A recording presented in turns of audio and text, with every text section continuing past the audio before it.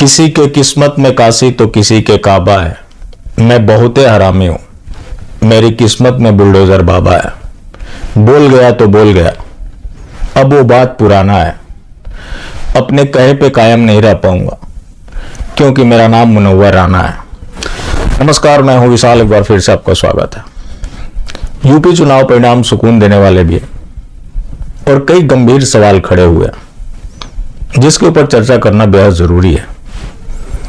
असदुद्दीन ओवैसी, जिनकी पार्टी ने एक सीट भी नहीं जीता, हो सकता है कि आप खुश हो रहे हो, लेकिन इसके पीछे गहरा एक षड्यंत्र है जिस षड्यंत्र को आज हम समझने की कोशिश करेंगे। रही बात योगी आदित्यनाथ की, तो पिछले चुनाव में भाजपा गठबंधन ने 325 सीट हासिल किया था। इस बार 273 रह गए। क्या ऐसा बदलाव हुआ जो ये कमी आई? पिछला चुनाव बिना चेहरे के लड़ा गया था। आज ये किसी को बोलने में कोई भी हिचकिचाहट नहीं होना चाहिए कि योगी आदित्यनाथ एक ब्रांड नेम है। हर मोर्चे पे बेहतर काम किया। कोरोना काल में भी जो उन्होंने काम किया उसकी सराहना विदेश तक में भी हुई। उसके बावजूद भी इनका सीट कम होना, इनके सीट कम होने के पीछे एकमात्र कारण है सबका साथ सबका विकास। अब बोलेंगे सबका साथ सबका विकास से इनके सीटों का क्या लेना देना है? इनकी सीटों का लेना देना है 71 के करीब मजहबी बहुल सीट थे, जिसमें से 67 पे भाजपा के उम्मीदवारों को भारी मतों से चुनाव हारना पड़ा है। लेकिन चुनाव से पहले वीडियो जरूर शेयर होते रहे, फोटोज भी शेयर होते रहे, अलतकिया कार्ड भी आप देखते आ रहे थे। अलतकिया कार्ड अब भी जारी है, जिसके ऊपर हम आगे चर्चा करेंगे। लेकिन जो महिलाएं खुलकर योगी जी, मोदी जी के पक्ष में बोल रही थी, वो कहां चली गई? याद हो आपको तो मैंने कहा था कि ऐसी प्राणी है जो चुनाव के समय ही प्रकट होती है, उसके बाद विलुप्त हो जाती है। मैंने कल भी चर्चा किया है कि अब इनकी सरकार बन गई, मजहबी गिरोह एक्टिव हो जाएगा। वैसा हुआ भी, उसके ऊपर भी आगे चर्चा करेंगे। लेकिन बात असदुद्दीन ओवैसी का सीट ना मिलना और योगी आदित्यनाथ का इतना सीट कम होना। देखिए, जो मजहबी लोग हैं हर जगह टैक्टिकल वोटिंग करते हैं। टैक्टिकल वोटिंग का मतलब साफ है कि कौन ऐसा प्रत्याशी है जो बीजेपी उम्मीदवार से टक्कर ले रहा है, उसके पक्ष में एक तरफा वोट किया जाता है। अभी उन्हें पता था कि ओवैसी को वोट देकर हम कुछ भी हासिल नहीं कर सकते, लेकिन ओवैसी की जनसभाओं को आप देखें तो भारी भीड़ हो रही थी, लेकिन उस भीड़ को ये वोट में कन्वर्ट नहीं कर पाए। अरफा खानम सिरवानी का वो बयान आपको याद है जो शाहीन बाग में उसने दिया था कि हम अभी अपनी स्ट्रेटजी बदल रहे हैं, गोल हमारा फिक्स है।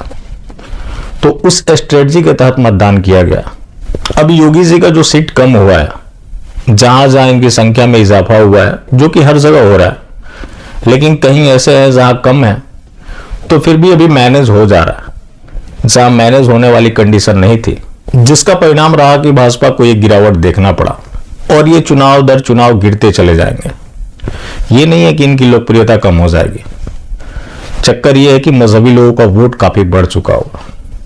अभी भी 18 साल से जो कम के उनका भी इनरोलमेंट नहीं हुआ है, और पिछले 20 साल में जो पॉपुलेशन ग्रोथ रेट में डिक्लाइन हुआ है उसका इंपैक्ट आने वाले 20 साल बाद दिखेगा, क्योंकि अभी जो 50 के होंगे वो उस समय तक निकल चुके होंगे। तो अचानक से जो जनसंख्या में गिरावट आएगी उसका भयानक परिणाम सामने आने वाले हैं। ये चुनाव छड़ी खुशी जरूर दे सकते हैं। मीडिया की माने जो कि चुनाव से पहले एक प्रचार चल रहा था कि बीजेपी से जाट नाराज है, ब्राह्मण नाराज है, किसान नाराज है। तो किसान तो हर कम्युनिटी में पाए जाते हैं। यादव को लेकर दावा किया जाता है कि वो सपाई ही है। तो फिर बीजेपी को इतना वोट किसने दिया? जाहिर सी बात है कि सारे लोगों ने मिलकर दिया है। तो क्या आप मीडिया की मान लें, जो कि कभी नहीं बोलता कि बीजेपी से मुस्लिम नाराज है, उसके ऊपर कभी चर्चा ही नहीं होती, क्योंकि कभी साथ था ही नहीं, तो नाराज होने का सवाल कहां पैदा होता है। लेकिन उनको क्रेडिट देने की होड़ चल रही है। जैसे कि एक देवबंद सीट है, दारुल उलूम देवबंद वहां है तो इसलिए कंसिडर कर लिया जाता है कि वो मजहबी बहुल विधानसभा क्षेत्र है, जबकि आज भी वहां 2/3 हिंदू रहते हैं। उसके बावजूद भी उसे मजहबी सीट बताया जाता है और ये दावा किया जाता है कि जो बीजेपी का भी एमएलए जीता है, अगर मजहबी लोगों ने वोट नहीं किया होता तो चुनाव कैसे जीतता। ठीक ऐसा ही दावा गोवा के बारे में किया जाता है। वहां 65% हिंदू है, उसके बावजूद भी उसे क्रिश्चियन मेजोरिटी स्टेट कंसीडर किया जाता है। तो ये एक प्रोपेगेंडा है।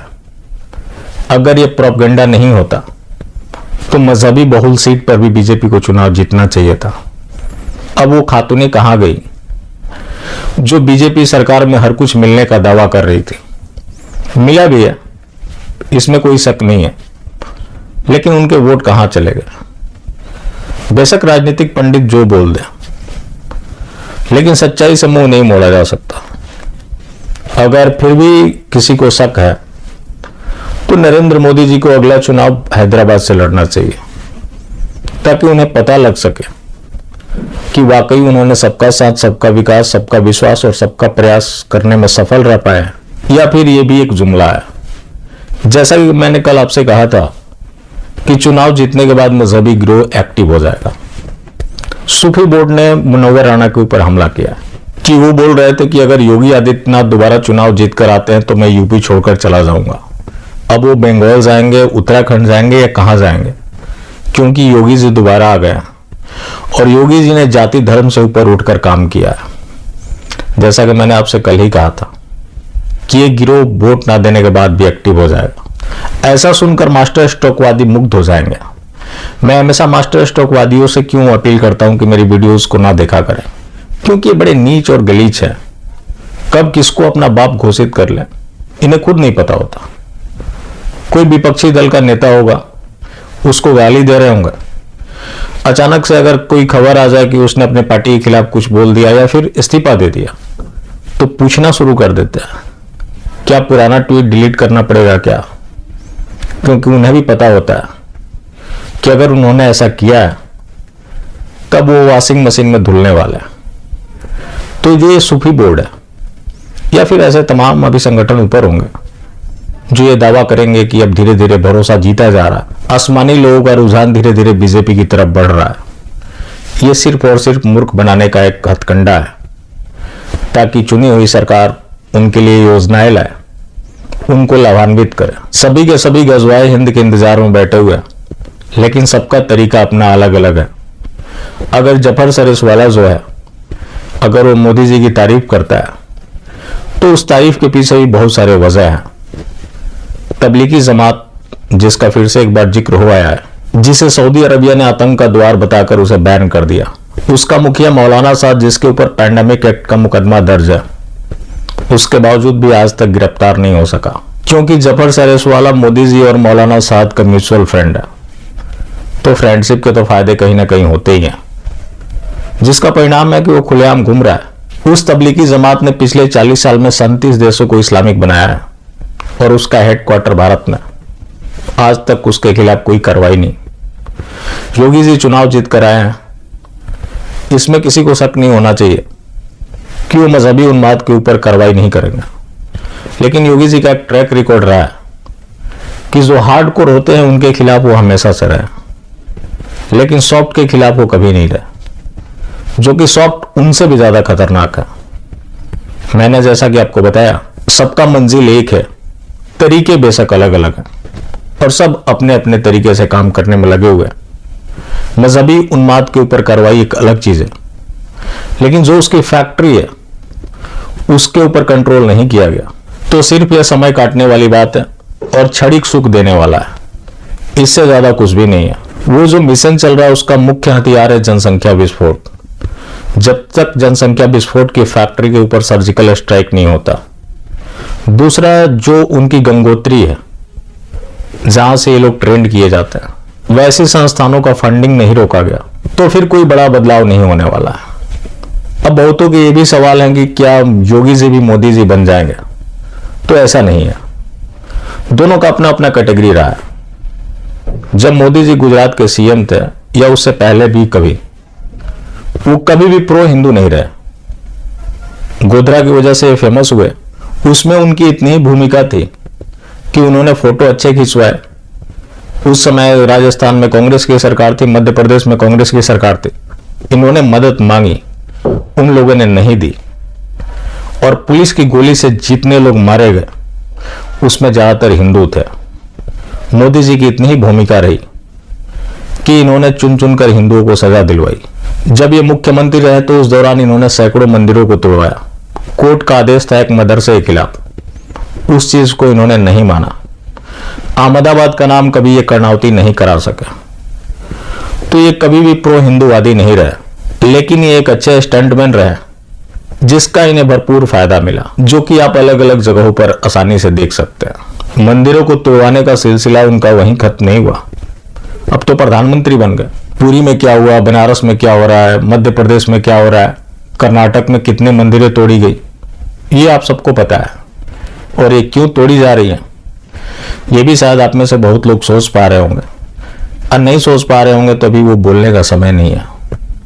जिस दिन समय आएगा उसके ऊपर भी चर्चा की जाएगी, लेकिन उतना बता देना खतरे से खाली नहीं है। लेकिन बात करें योगी जी की, तो उन्होंने बहुत ऐसे काम किए हैं जो ट्रैक से हटकर किए हैं, जो कि उनके ऊपर भारी दबाव था, उसके बावजूद भी उन्होंने किया।